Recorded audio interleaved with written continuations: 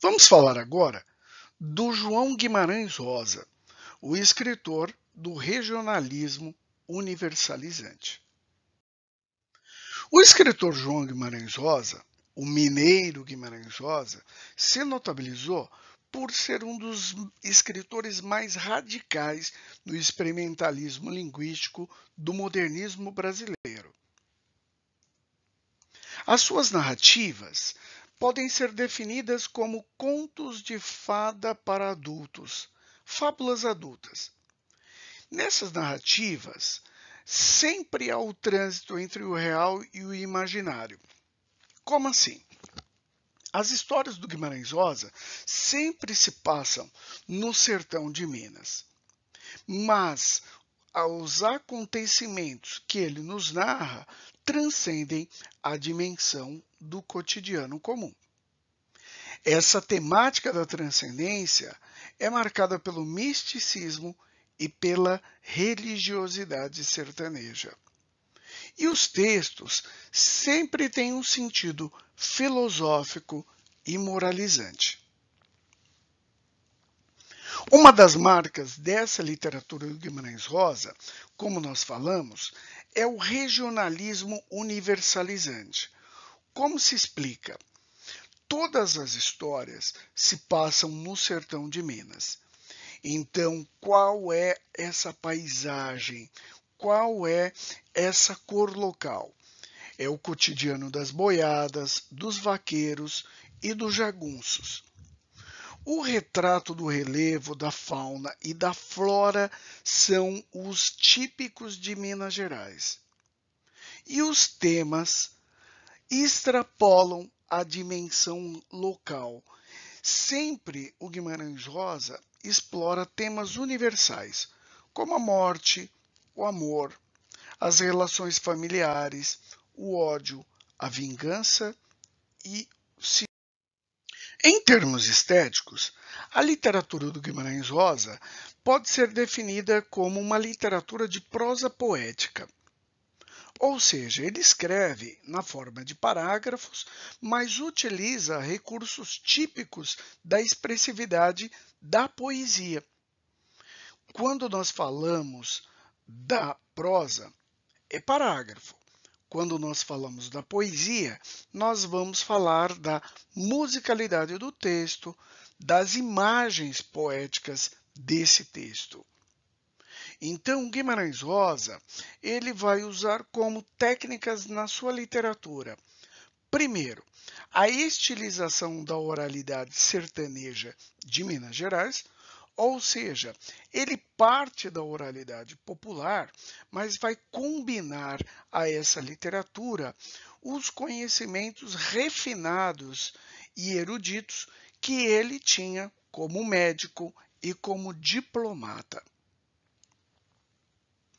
A invenção de palavras, os neologismos, figuras de linguagem como aliterações, assonâncias, metáforas e metonímias, o ritmo expressivo do texto, os sons imitativos, as onomatopeias e as rimas internas, os desvios sintáticos, as inversões, as elipses e o uso de palavras arcaicas, palavras caipiras e também palavras eruditas, se misturando ao vocabulário regional e popular. Vamos reafirmar um conceito importante da aula. A literatura do Guimarães Rosa é uma literatura de regionalismo universalizante. Tem um aspecto que se assemelha à geração de 30, o caráter regional. Então, do mesmo modo que Graciliano Ramos falou de Alagoas e Pernambuco, Jorge Amado falou da Bahia, Raquel de Queiroz falou do Ceará, o Guimarães Rosa ele vai localizar suas narrativas no sertão de Minas Gerais, um aspecto regional. Mas, diferentemente dos romancistas de 30, que queriam discutir as assimetrias sociais locais, fazer denúncia e crítica social, A literatura do Guimarães Rosa está preocupada em discutir temas universais. Daí a definição de regionalismo universalizante.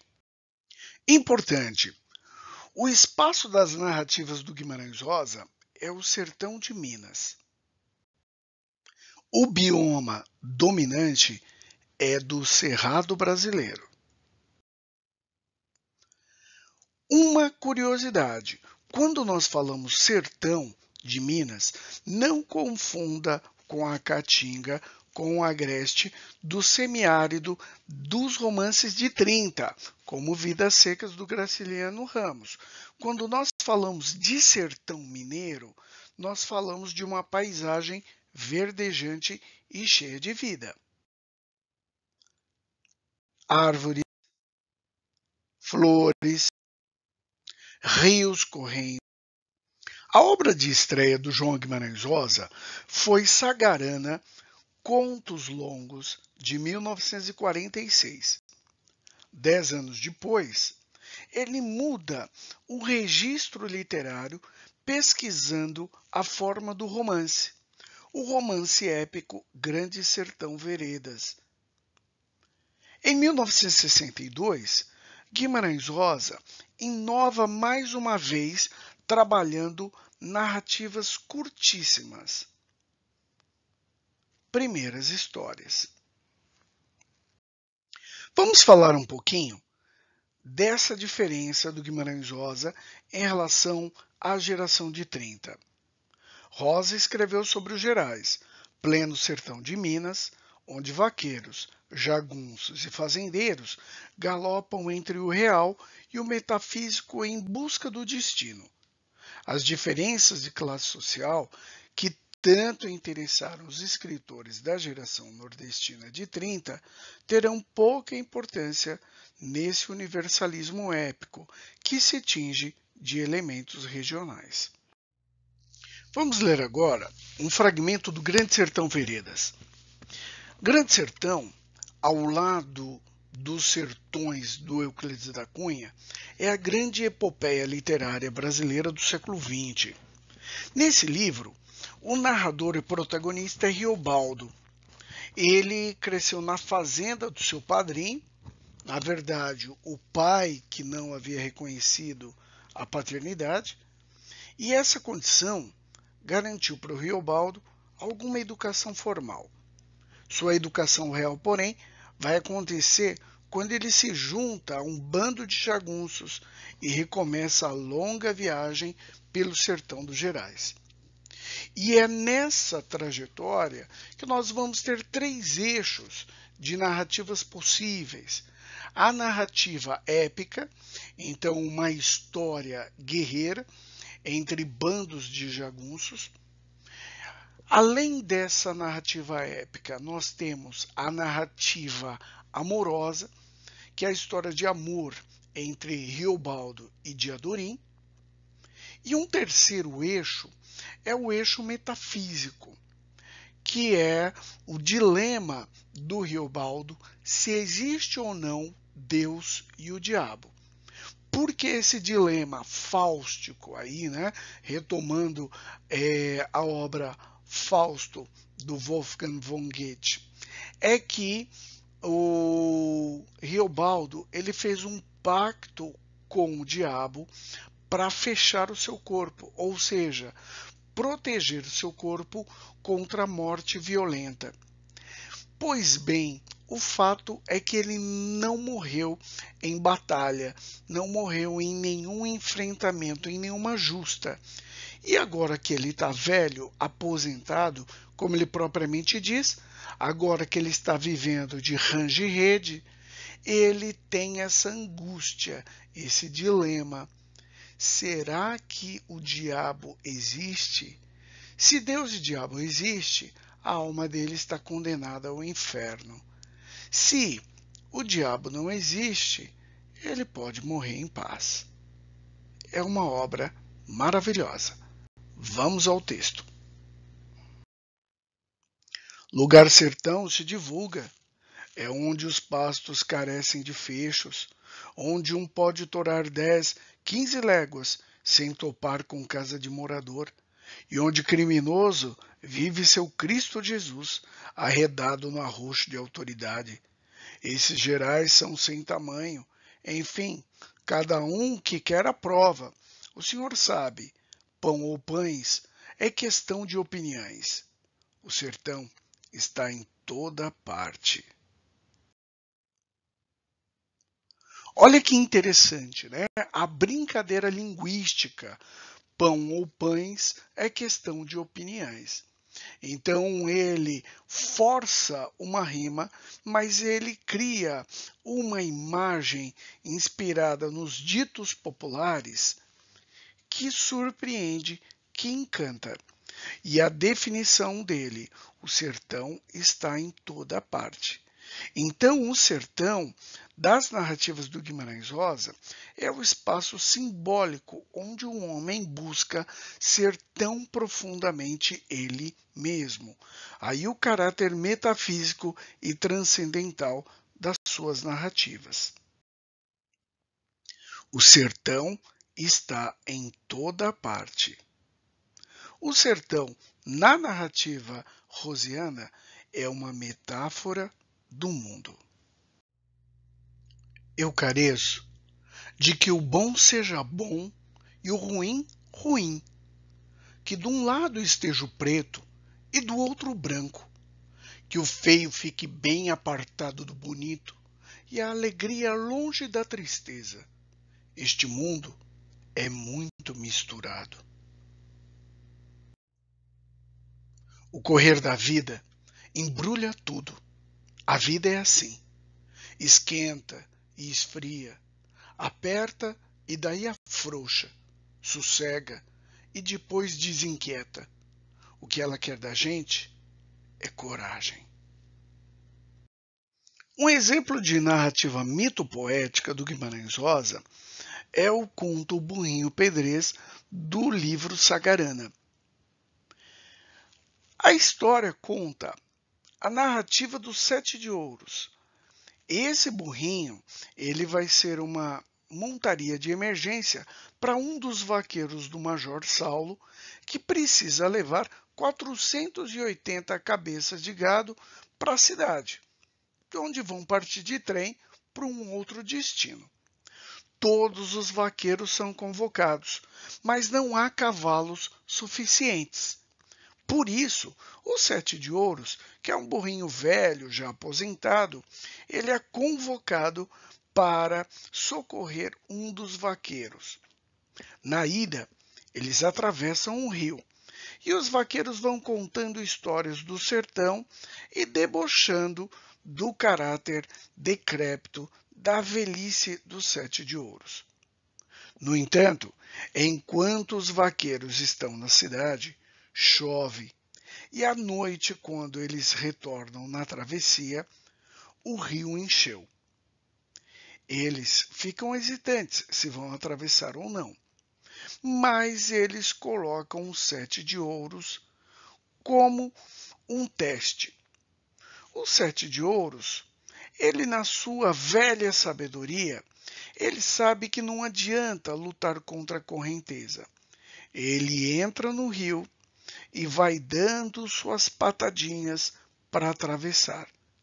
Mas eis que nós teremos uma tragédia na travessia.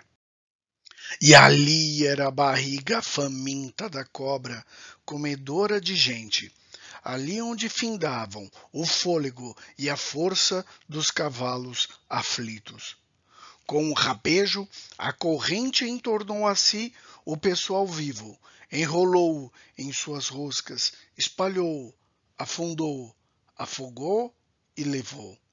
Ainda houve um tumulto de braços, avessos, homens e cavalgaduras se debatendo. Apenas se salvam o Francolin e Badu. Francolin, o capataz da fazenda, Badu, o vaqueiro mais valente. O primeiro agarrado à cauda de 7 de ouros, o segundo à crina do prestimoso burrinho, que ao quebrado, decrépito, desacreditado, salvara 2 vidas humanas. Então, quem despreza a sabedoria da velhice acaba tendo de aprender. Quem julga as pessoas pelas aparências acaba tendo surpresas. Agora vamos comparar Guimarães Rosa e Clarice Lispector e marcar a diferença. Guimarães Rosa é um autor de narrativas mitopoéticas que buscam resgatar a ligação entre a oralidade sertaneja e aquela sofisticação erudita dos grandes textos literários. Em Guimarães Rosa, portanto, nós temos a combinação do erudito e do popular. Aquilo que é local, regional, com aquilo que é universal. O sertão e o mundo. E em todas as suas narrativas predominam como espaço o sertão de Minas Gerais.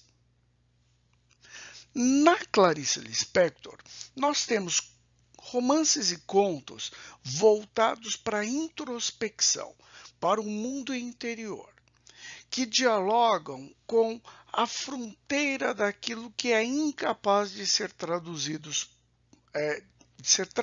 por palavras dentro do indivíduo.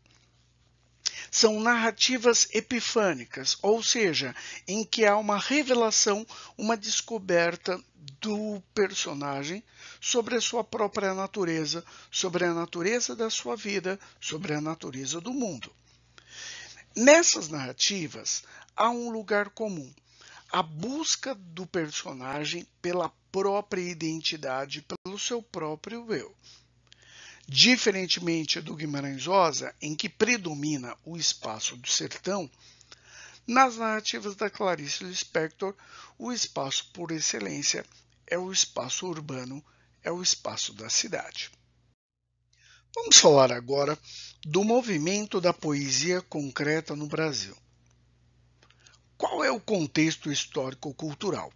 Estamos vivendo o governo JK, e o seu grande projeto desenvolvimentista, que vai culminar inclusive com a inauguração de Brasília em 1960. É um período de grande efervescência cultural, com o surgimento de propostas estéticas nos mais diversos setores, com destaque para o cinema novo e o Glauber Rocha, e a bossa nova com Tom Jobim e Vinícius de Moraes.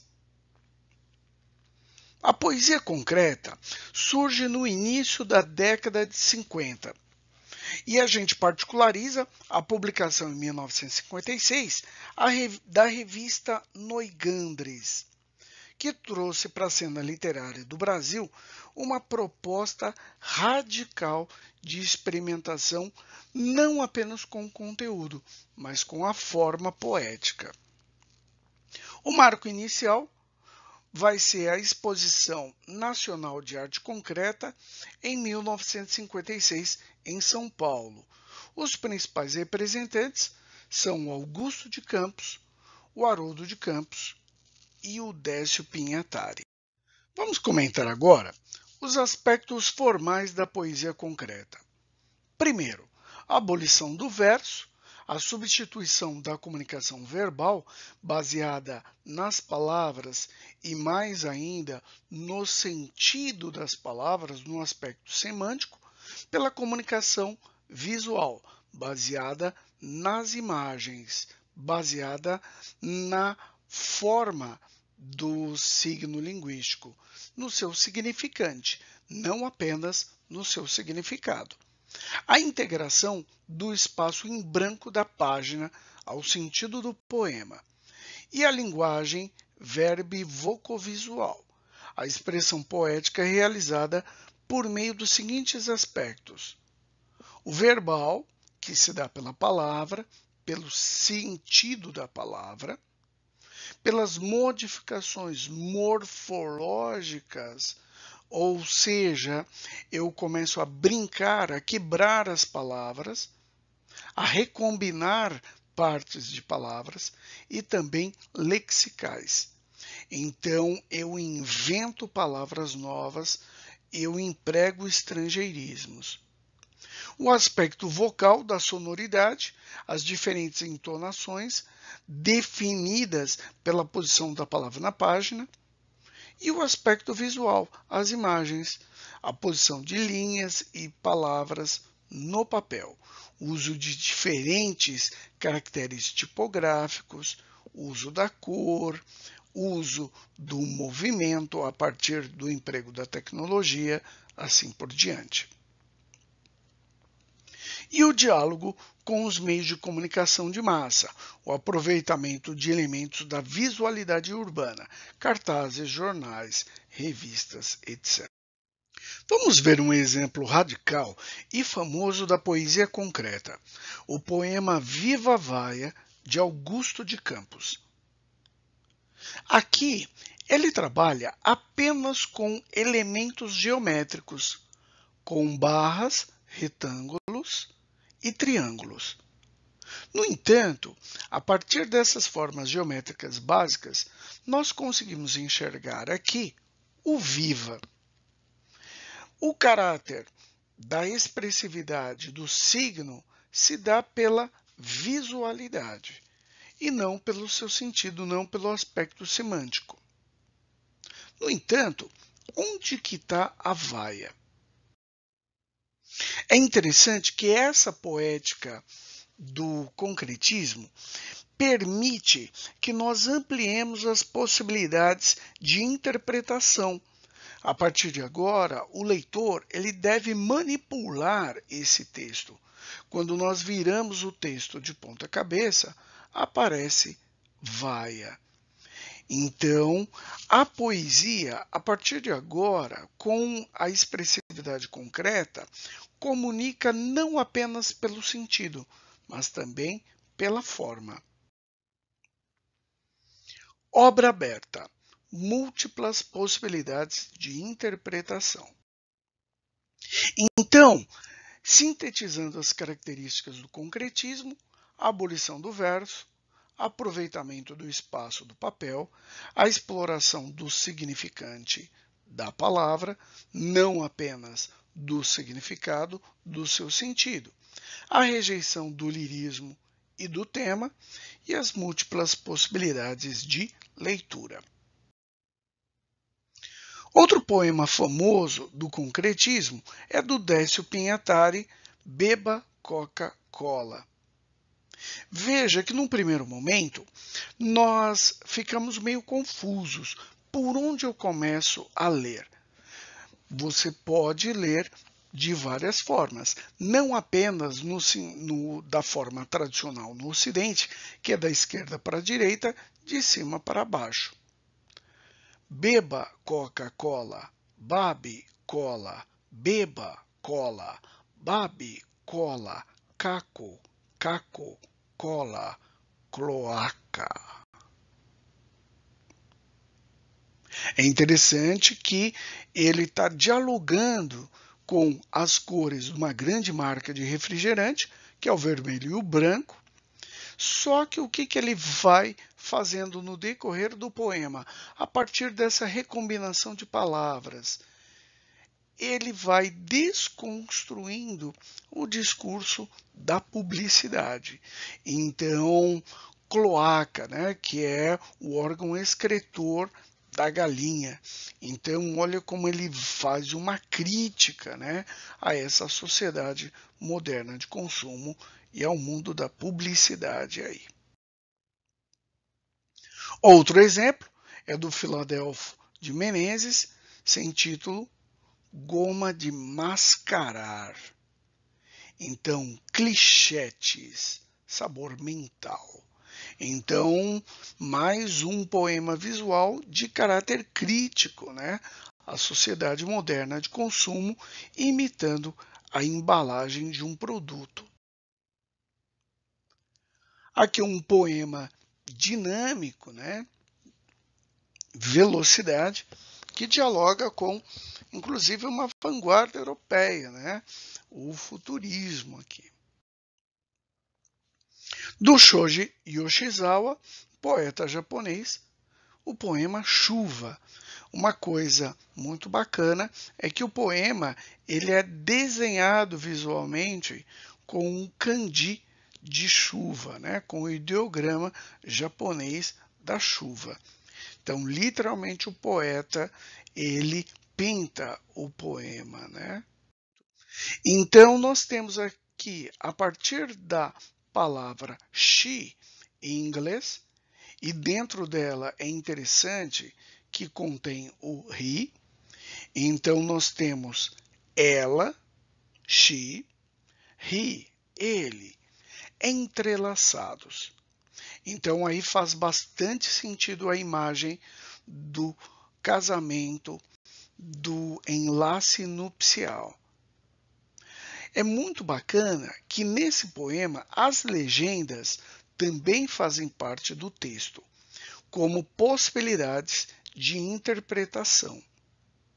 Serpente, homem e Eva. Queridas alunas e alunos, aqui nós terminamos o nosso panorama do terceiro modernismo brasileiro, a geração de 45. Um grande abraço, até a próxima aula.